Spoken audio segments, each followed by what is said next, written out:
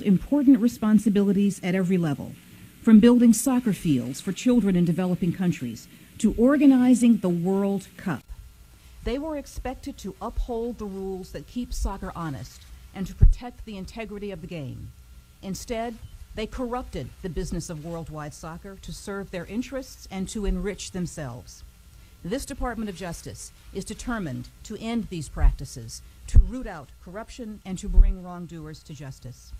Now, the 14 defendants charged in the indictment we are unsealing today include high-ranking officials of FIFA, the international organization responsible for regulating and promoting soccer, leaders of regional and other governing bodies under the FIFA umbrella, and sports marketing executives who, according to the indictment, paid millions of dollars in bribes and kickbacks to obtain lucrative media and marketing rights to international soccer tournaments. The 47-count indictment against these individuals includes charges of racketeering, wire fraud, and money laundering conspiracies spanning 2 decades. FIFA and the regional bodies under its umbrella make money in part by selling commercial rights to their soccer tournaments to sports marketing companies, often through multi-year contracts covering multiple editions of the tournaments. Now, the sports marketing companies, in turn, sell those rights downstream, that is, to other TV and broadcast networks, to corporate sponsors, and to other entities for significant sums of money. Beginning in 1991, 2 generations of soccer officials, including the then presidents of 2 regional soccer confederations under FIFA, one being the Confederation of North, Central American, and Caribbean Association Football, known as CONCACAF, which includes the U.S., and the South American Football Confederation, or CONMEBOL, which represents organized soccer in South America, used their positions of trust within their respective organizations to solicit bribes from sports marketers in exchange for the commercial rights to their soccer tournaments. They did this over and over, year after year, tournament after tournament.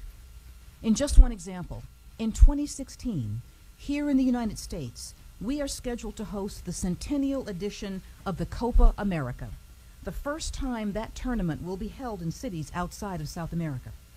Our investigation revealed that what should have been an expression of international sportsmanship was used as a vehicle in this broader scheme to line executives' pockets with bribes totaling $110 million, nearly a third of the legitimate costs of the rights to the tournaments involved. Now, the criminal activity that we've identified did not solely involve sports marketing. Around 2004, bidding began for the opportunity to host the 2010 World Cup, which was ultimately awarded to South Africa, the first time the tournament would be held on the African continent.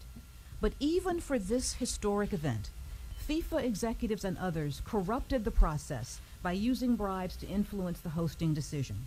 The indictment also alleges that corruption and bribery extended to the 2011 presidential FIFA election and to agreements regarding sponsorship of the Brazilian national soccer team by a major U.S. sportswear company.